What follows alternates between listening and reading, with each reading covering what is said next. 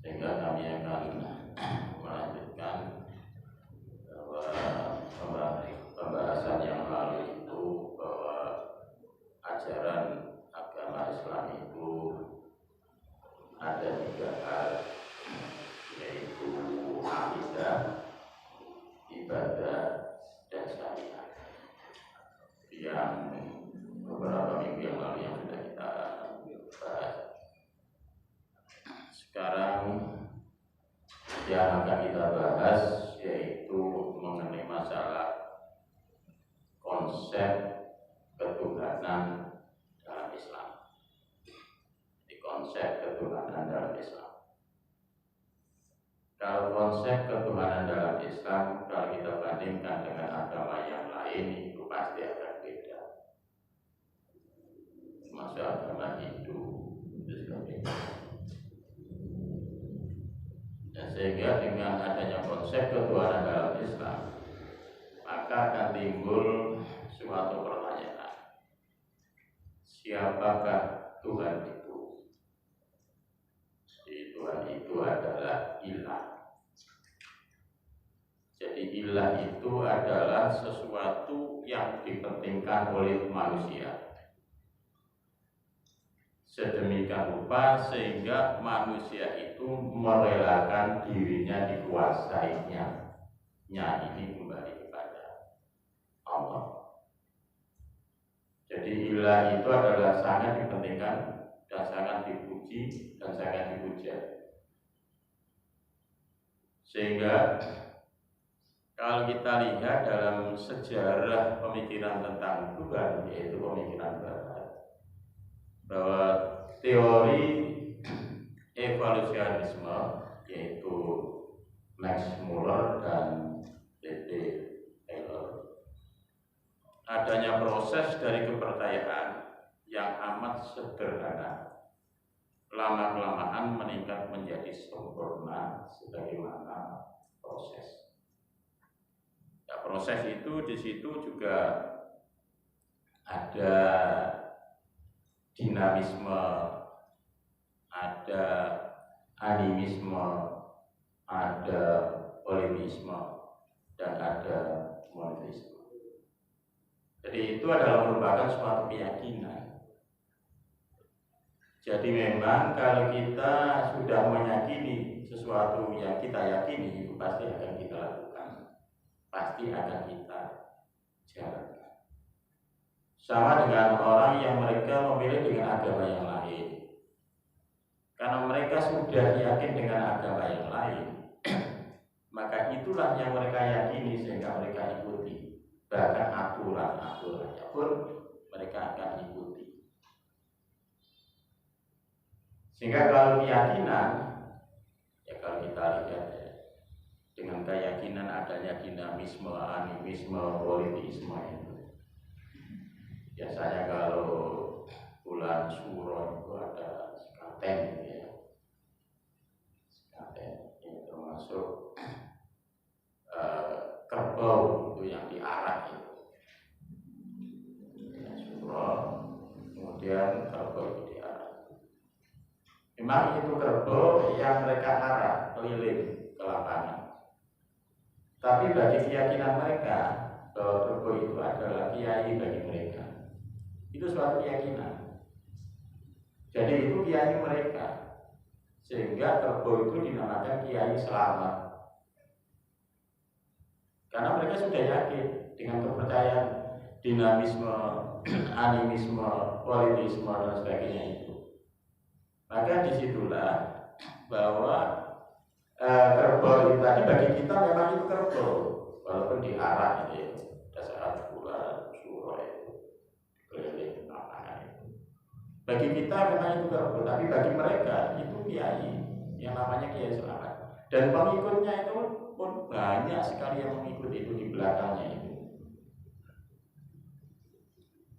Jadi ini kiai yang namanya Kiai Selamat, tapi punya pengikut yang banyak sekali.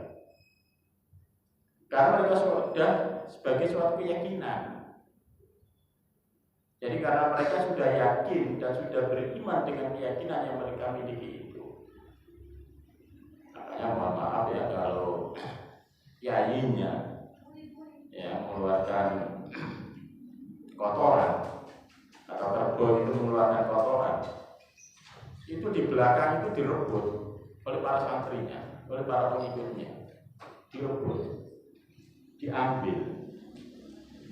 Bagi kita jijik itu, bagi kita kotoran roti diambil, jijik bagi kita itu. Tapi bagi mereka, bahwa kotoran yang mereka ambil itu adalah akan membawa berkah bagi mereka. Dan itu pun diambil sampai bersih itu, kotoran itu sampai resih. Sehingga di jalan raya pada saat beliau di lapangan itu sudah diambil semua. Dan itu rebutan, santrinya banyak yang merebut untuk supaya mendapat berkahnya. Begitu juga mohon maaf sampai kencingnya itu pun direbut.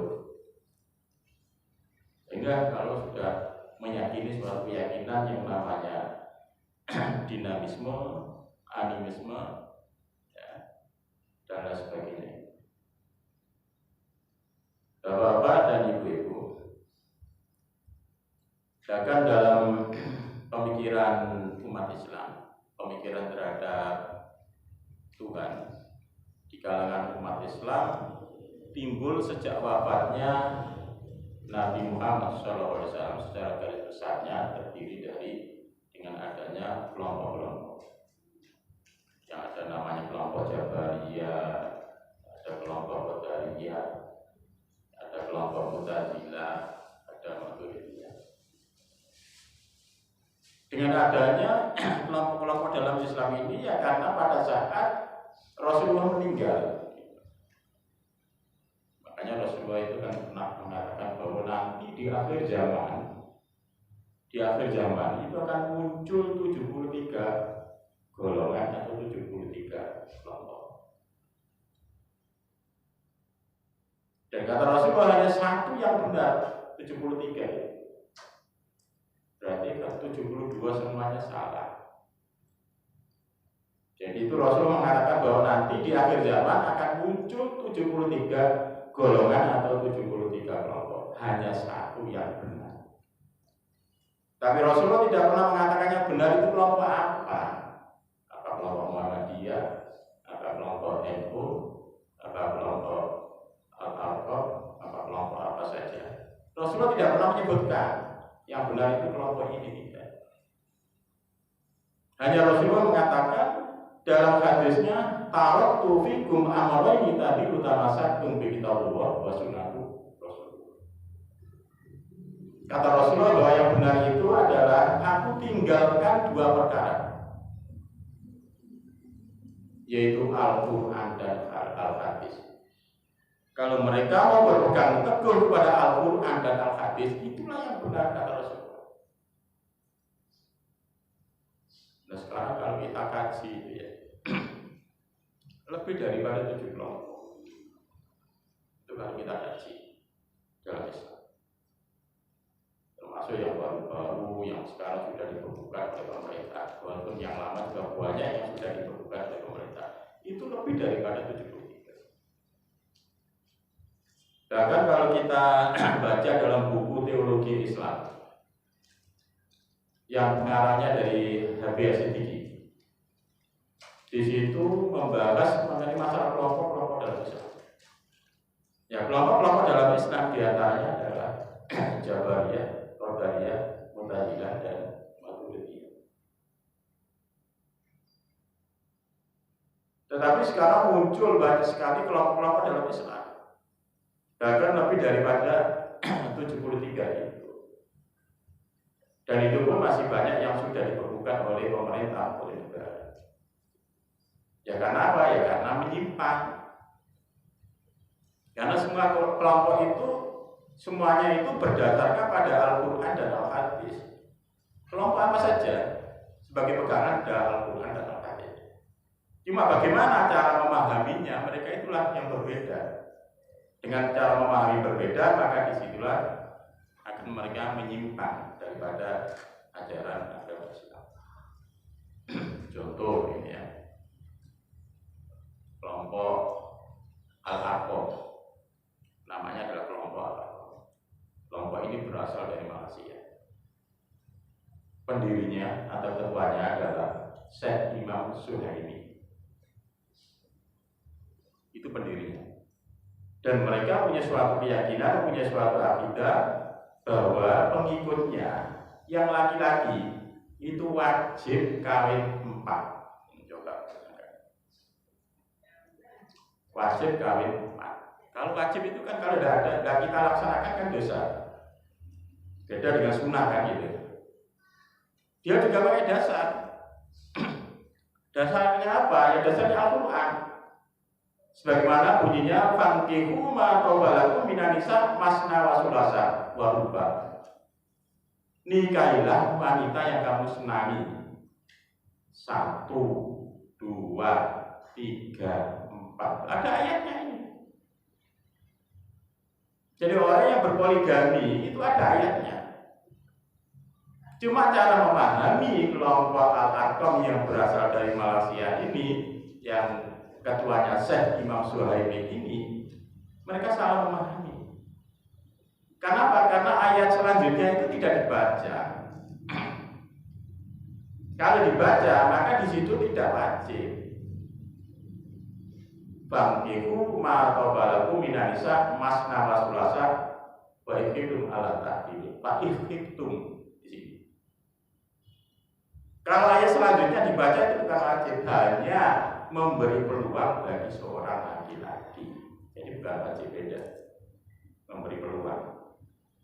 Ya. Dan kalau tidak mampu maka cukup 1 saja. Oh, 1 aja udah habis kok ya kan. Masa kawin mau dimakan, anda mungkin. Oh, 1 aja tidak menghabiskan, mau banyak-banyak kan gitu.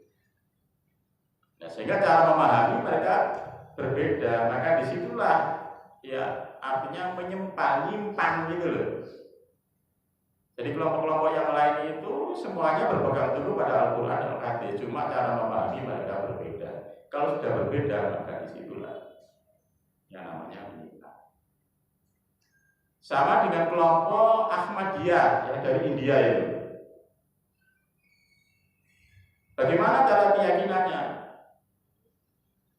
Cara keyakinannya mereka mengatakan bahwa kelompok ini yang telah didirikan oleh Mirza Ghulam Ahmad.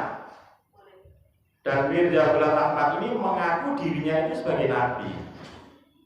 Mengaku dirinya sebagai nabi. Dan wahyu itu akan ada terus gitu ya. Berarti setelah Al-Quran berarti akan ada terus, akan ada lagi. Sehingga kelompok Ahmadiyah ini yang dari India itu membuat Al-Quran sendiri, tapi hanya untuk kalangan sendiri. Dan nabinya siapa? Yaitu Mirza Ghulam Ahmad itu sebagai nabinya. Nah ini kan kalau pengakuan seperti ini, maka disitulah kelompok-kelompok yang nyeleneh, yang aneh, yang nyempal, maka disitulah sudah dibekukan oleh pemerintah. Nah sekarang kalau kita baca dalam buku teologi Islam tadi, yang pengarangnya dari Habib Siddiqi, kalau kita baca diantaranya adalah isinya di situ ada kelompok Jabariyah, ada kelompok Qadariyah, ada kelompok Mu'tazilah. Ini kelompok dalam Islam.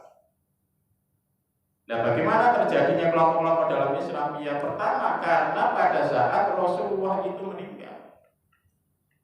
Pada saat Rasulullah sakit, itu saja Rasulullah didatangi oleh para sahabatnya. Banyak sekali datang ke rumah Rasulullah ingin menjenguk Rasulullah.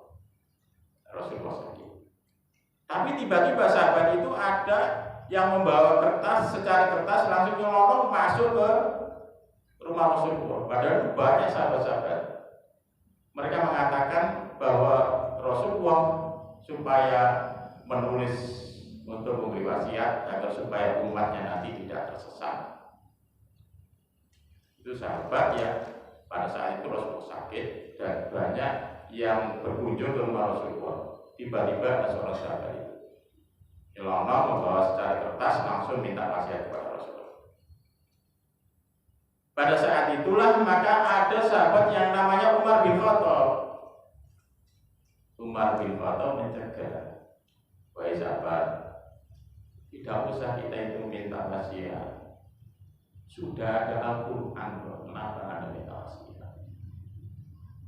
Nah ternyata pada saat ditegur oleh Umar bin Khattab itu terjadi kegaduhan antara sahabat yang mereka setuju dengan Rasulullah memberi wasiat, menulis wasiat, sedangkan yang lain tidak setuju karena memang Rasulullah sudah punya Al-Quran, itu sudah sebagai wasiat.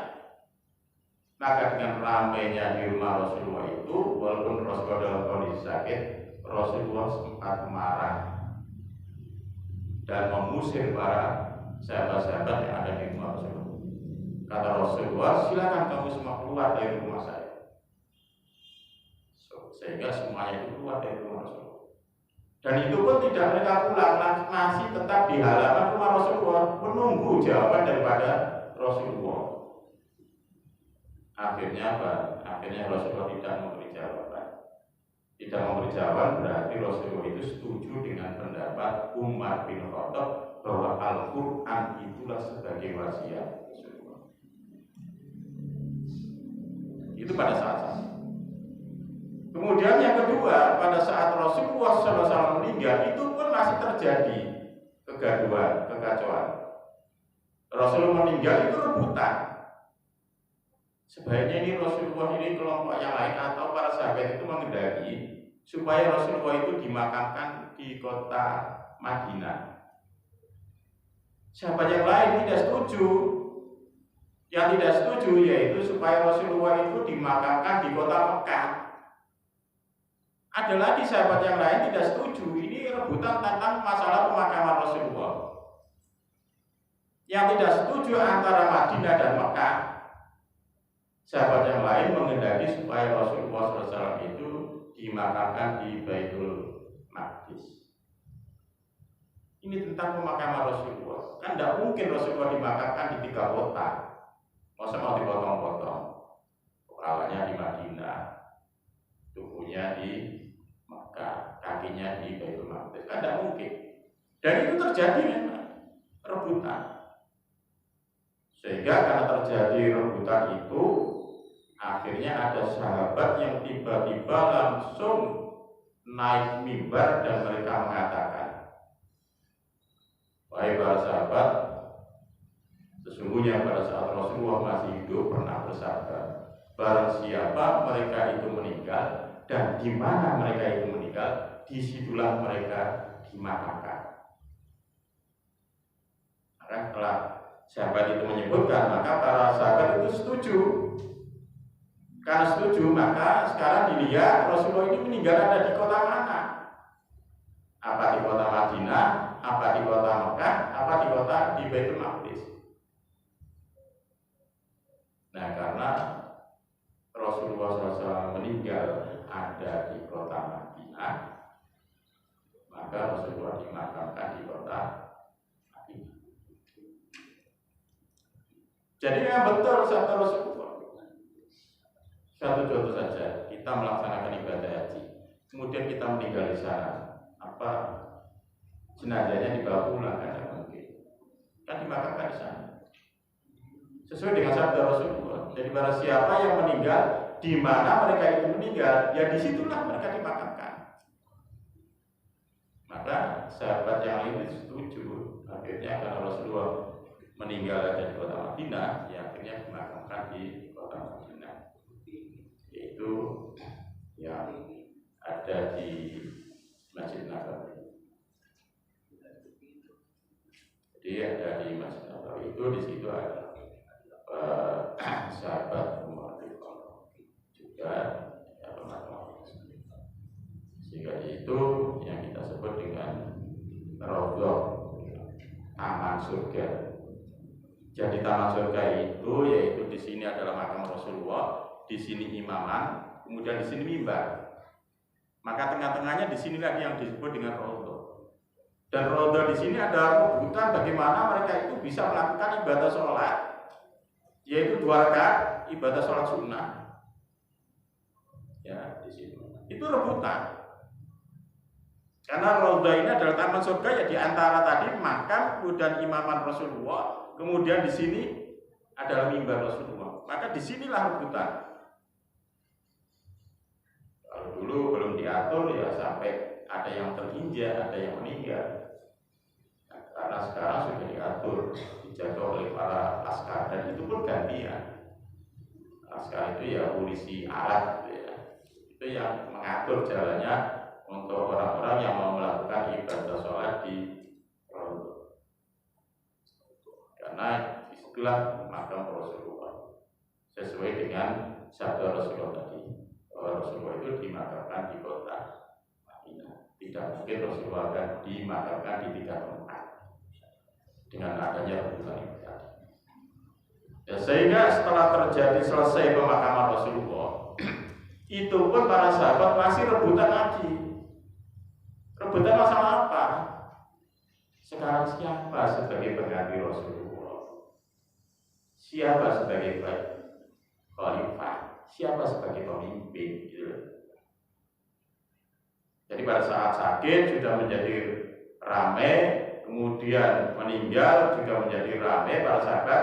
Akhirnya setelah meninggal pemakaman Rasulullah selesai, ada lagi yang masih diributkan, yaitu siapa sebagai pengganti Rasulullah, siapa sebagai khalifah. Akhirnya di antara para sahabat itu mengendaki siapa yang menjadi pengganti Rasulullah, yaitu mereka menyebut Ali bin Abi Thalib. Dan di antara para sahabat yang lain ada yang setuju, ada yang tidak setuju. Yang tidak setuju mereka juga mengangkat sahabat yang namanya Muawiyah bin Abi Sufyan, itu juga diangkat sebagai khalifah. Sehingga terjadilah dualisme kepemimpinan antara Ali dan Muawiyah bin Abi Sufyan. Kan tidak mungkin dalam satu negara ada 2 pemimpin. Kira-kira malah baik atau malah rusak ya? Ya malah rusak. Karena dua-duanya pemimpin. Karena ada dualisme kepemimpinan antara Ali bin Abi Thalib dan Muawiyah bin Abi Sufyan, yaitu mengganti Rasulullah, maka terjadilah perang yang kita sebut dengan namanya perang Siffin. Nah, perang Siffin itu adalah antara kelompok Ali dan kelompok Muawiyah. Setelah terjadi perang, maka kelompok Ali merasa menang dan kelompok Muawiyah merasa kalah mundur. Akhirnya apa? Kelompok Muawiyah mereka membuat suatu taktik politiknya bahwa pengikutnya semua disuruh membawa Al-Quran dan Al-Quran itu diacung-acungkan di atas tombak. Menandakan apa ini? Menandakan mereka minta damai dengan Al-Quran. Karena Muawiyah merasa kalah, mundur, diserang oleh kelompok Ali. Akhirnya apa? Kelompok Ali pengikutnya membisiki Ali. Ali, kalau itu kita damai saja. Nanti kalau kita perang malah banyak yang mereka meninggal. Tetapi kelompok Ali yang lain juga membisiki Ali, kita perang terus sampai kita menang. Sehingga apa? Dalam satu kelompok Ali bin Abi Thalib itu terpecah menjadi 2. Yang satu pro, yang satunya kontra. Jadi ada yang setuju, ada yang tidak setuju. Nah, inilah taktik yang dilakukan oleh kelompok Muawiyah. Akhirnya apa? Terjadilah yang kita sebut dengan perundingan, yaitu majelis tahkim, perundingan di meja perundingan. Dari kelompok Ali itu diwakili oleh Musa al-Ash'ari. Kemudian dari kelompok Muawiyah bin Abi Sufyan diwakili oleh Amr bin As dalam satu meja perundingan untuk membahas 2 pemimpin ini bagaimana enaknya. Pemimpin Ali dan pemimpin Muawiyah sama-sama mereka mengganti Rasulullah. Akhirnya terjadi perundingan dari perwakilan itu tadi atau yang biasa kita sebut sekarang ini yang politik sekarang ini kita sebut dengan tim sukses gitu ya. Ali tim suksesnya namanya Abu Musa al-Asy'ari, sedangkan tim suksesnya dari Muawiyah itu adalah namanya Amr bin As. Abu Musa dan Amr bin As mereka ya berunding. Setelah berunding, kalau gitu mari dua-duanya ini kita berhentikan, nanti kita pilih. Kemudian Abu Musa al-Asy'ari mengumumkan kepada semua para sahabat bahwa hari ini pada detik ini Ali bin Abi Thalib diberhentikan sebagai khalifah, sebagai pengganti Rasul. Kemudian dari wakil Muawiyah yang diwakili oleh Amr bin As juga mengumumkan kepada semua sahabat, baik sahabat, bahwa pada hari ini, detik ini, bahwa Muawiyah bin Abi Sufyan juga diberhentikan sebagai khalifah pengganti Rasul. Dua-duanya diberhentikan. Setelah dua-duanya diberhentikan, maka nanti siapa yang terpilih antara Ali dan Muawiyah? Ternyata pada saat itu yang terpilih yaitu Muawiyah bin Abi Sufyan, dan Ali bin Abi Thalib tidak terpilih sebagai khalifah.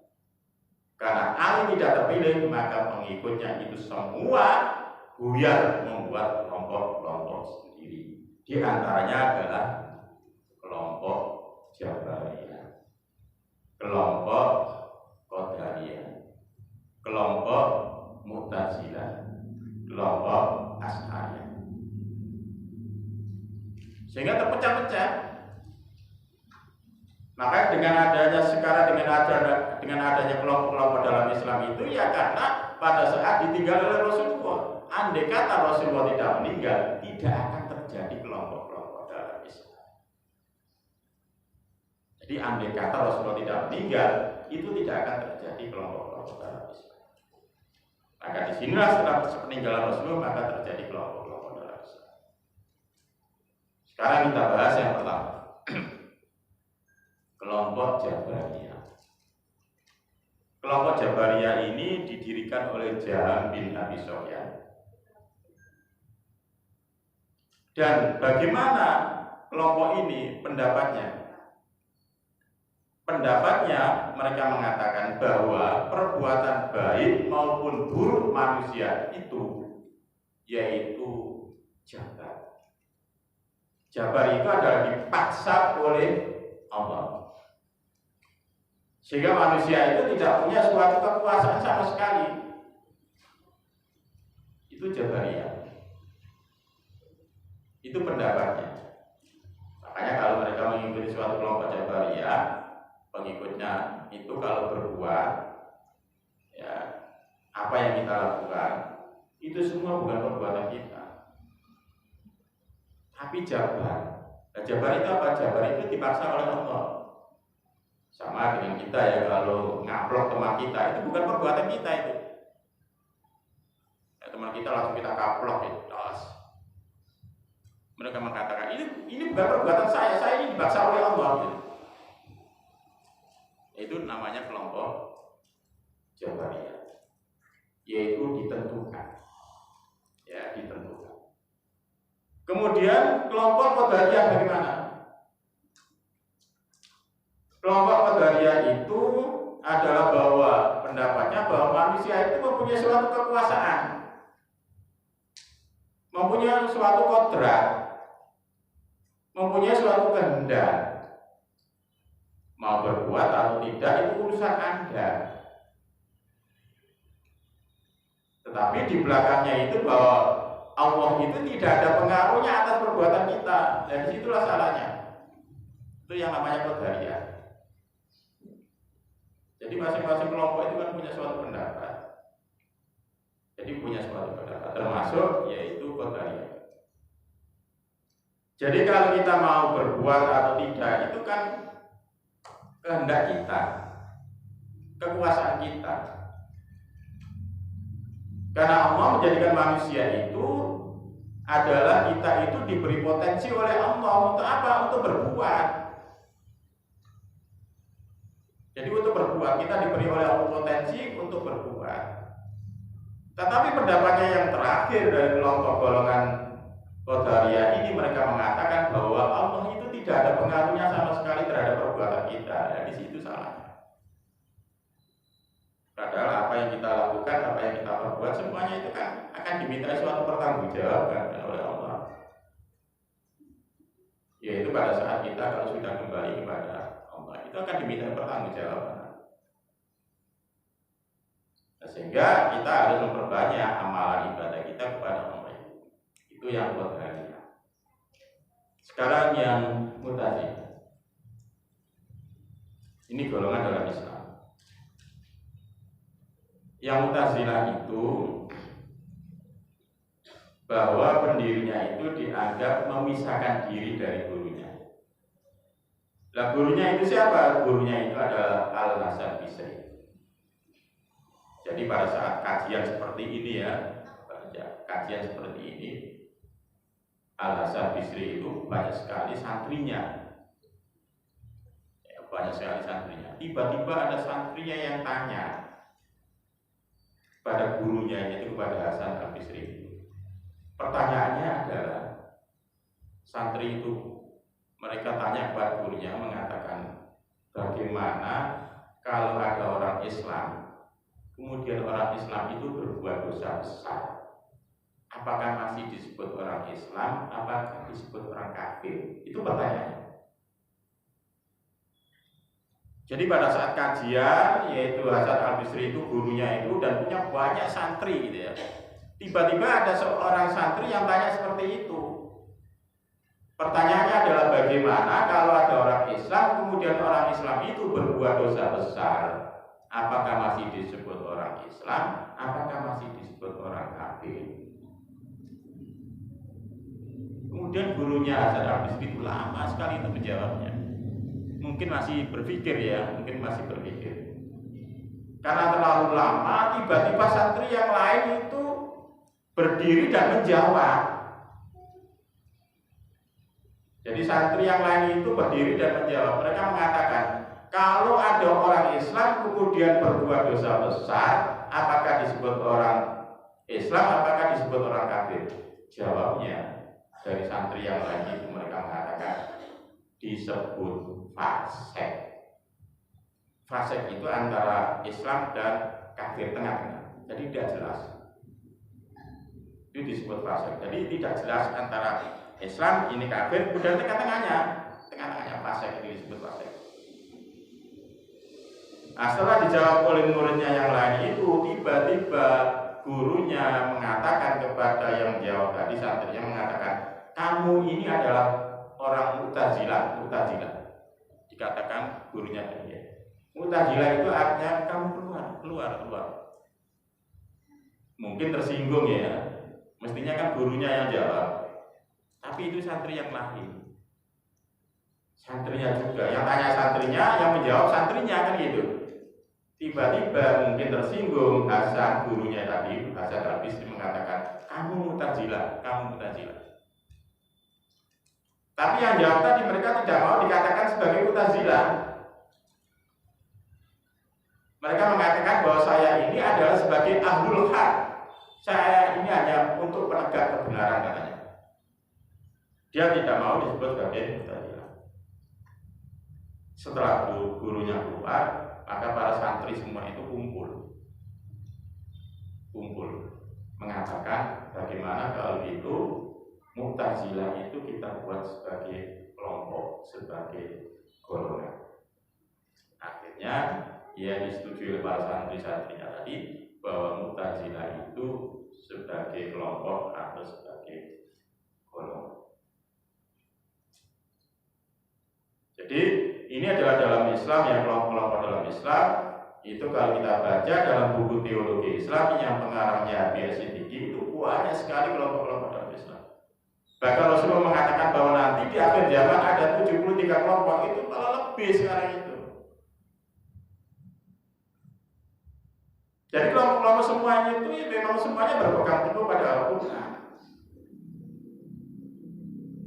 Jadi semuanya berpegang teguh pada Al-Quran. Karena Rasul mengatakan satu yang benar itu tidak pernah menyebut kelompok gitu loh. Tidak pernah menyebut golongan. Hanya barang siapa yang mau berpegang teguh pada Al-Quran dan Al-Hadis, itulah yang benar. Oke, jadi Jabariyah, Qadariyah, Mu'tazilah. Sekarang yang terakhir yaitu kelompok Asy'ariyah.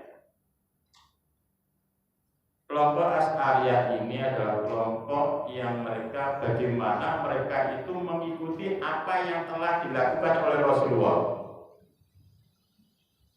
Jadi mengikuti apa yang telah dilakukan oleh Rasulullah, yaitu sunnah-sunnahnya. Sampai bagaimana cara makannya Rasulullah itu ditiru. Sehingga sampai bagaimana cara tidur Rasulullah itu ditiru. Itu ditiru semua. Ya, sehingga ada yang namanya kelompok Ihya Ahlus Sunnah wal Jamaah. Ihya Ahlus Sunnah wal Jamaah itu ya menghidup-hidupkan sunnah Rasulullah.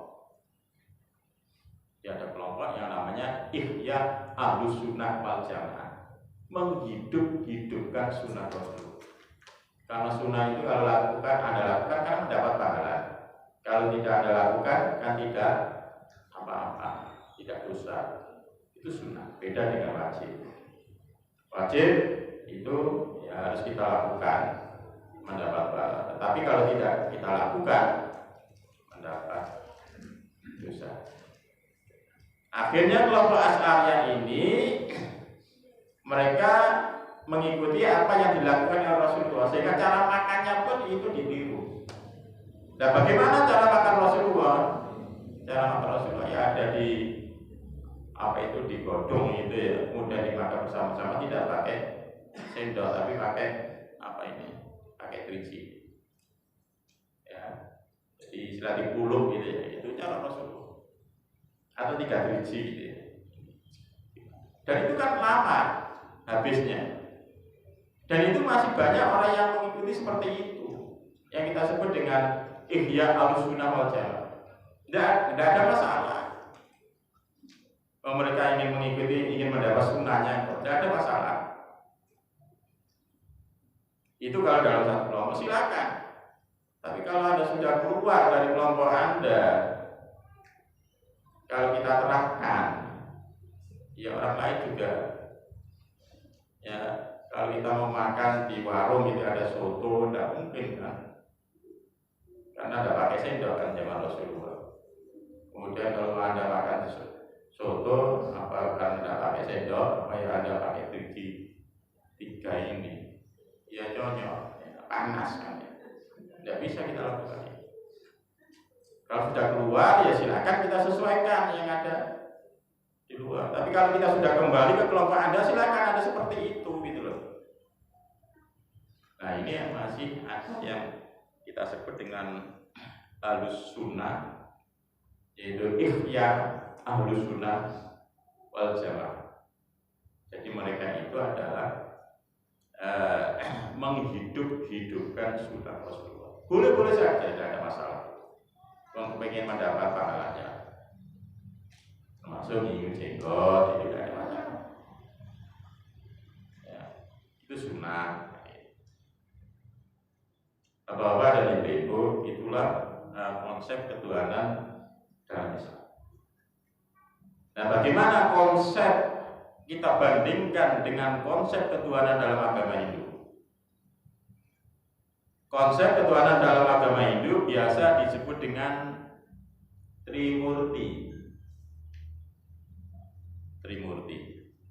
Ini kalau kita yang kemarin ya, minggu yang lalu mengkaji mengenai masalah tekstologi ya itu.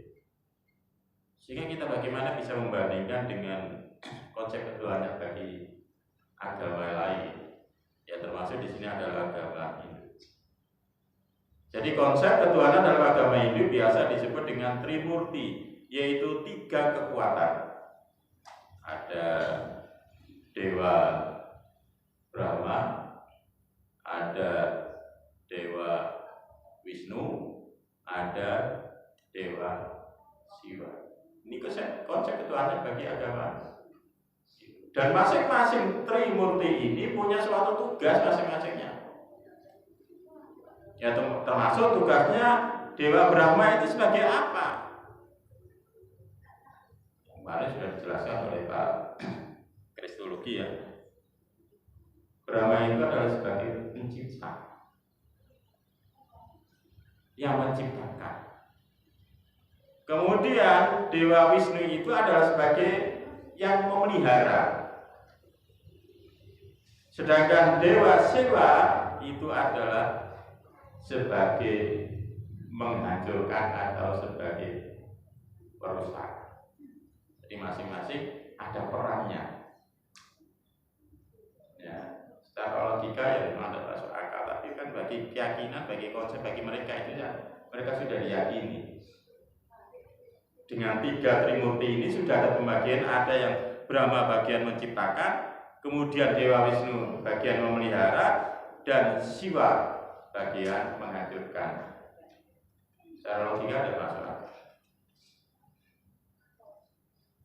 Ini digawe iri-irian ini, aku gawe soro-soro, menciptakan soro-soro, gawe wis ora. Kemudian yang bagian memelihara, ya silakan, saya sudah menciptakan, saya sudah membuat, sampai pelihara, amankan. Tiba-tiba ada yang bagian merusak, ini kan ya. Terus gawe soro-soro merusak. Makanya dalam konsep agama Islam tadi, siapakah Tuhan itu? Tuhan itu adalah ilah. Ilah itu adalah dipentingkan oleh semua manusia.